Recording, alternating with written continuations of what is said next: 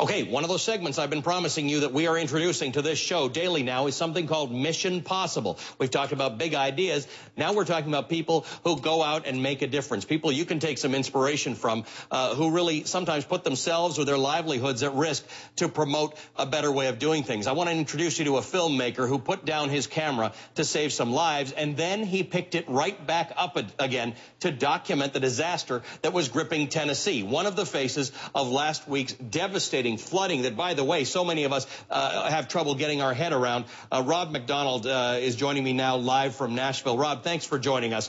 Tell our viewers a little bit about your story. You're a filmmaker. What were you doing, and what made you get out there and become part of the rescue effort? Well, I saw, obviously, it was raining, and I was pacing around the house and nervous and thought I'd just drive and look around, and initially tried to get through my creek, and it was maybe a little bit dangerous, and I went home and thought I'd wait a little bit and decided I've got to go out, and was driving around looking for the fire department, and I could not find the fire department, and I turned on this Sawyer Brown Road, and there they were in force working where the roads had flooded. And I went up to a couple of guys and said, "Do you need a boat?" And they said yes. And I rushed home, got my boat, took it into the water, and there were just, it was just devastating what you saw. Houses flooded up to the roofs, young people in sweatshirts, T-shirts out there serving. It was quite an event of people from everywhere, every walk coming to serve. I want to ask my producers to just put some of these pictures on that you're looking at right now. These are photographs that you took. Tell me how did you sort of decide you wanted to take these photographs? I know this is part of what you do for a living, but there was something more important behind this. Well, number one, it's a bit instinctive, but two, my daughter encouraged me to carry this camera, and it's her camera, and I thought, well, I'm going to ruin it in the rain, but it's probably worth it.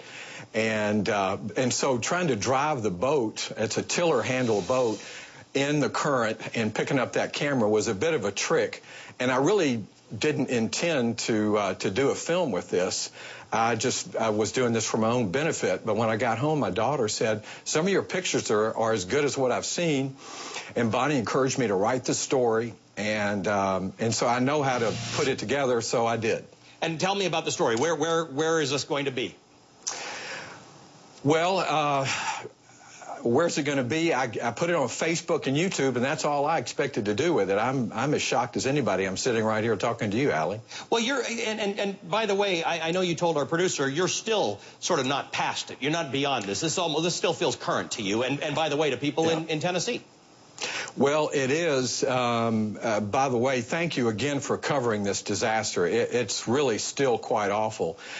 Even though our rivers have a lot of water, the sewage systems are just devastated, and there's a real danger that we may not have good drinking water, but I think so far we do. But we're still in a mess. Yesterday I drove through the area where I boated, and there were people's household items for well over a mile on either side of the road, stacked up 15, 20 feet high. It's a sight you'll never, ever see again. And your point in documenting this, again, because it is instinctive, but your point is that what did you see that most moved you? Well, the people's faces. There was any range from being stunned to this 90-year-old lady we picked up at the very last, and she was happy. We lifted her into the boat. She made us all cheerful. I don't know if you've seen that picture yet or not, but it's probably the favorite of all that I took.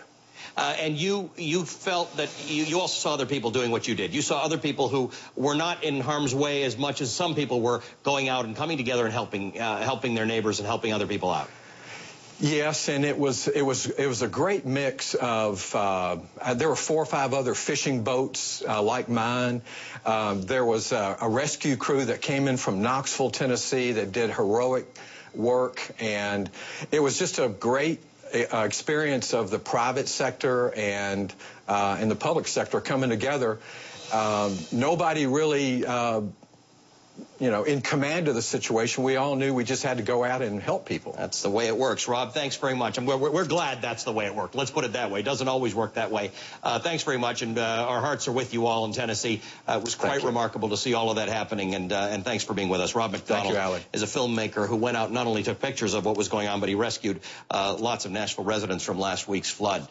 All right, Ed Henry, standing by for the Ed Henry segment. Ed, by the way, has not been able to say a ton about the Supreme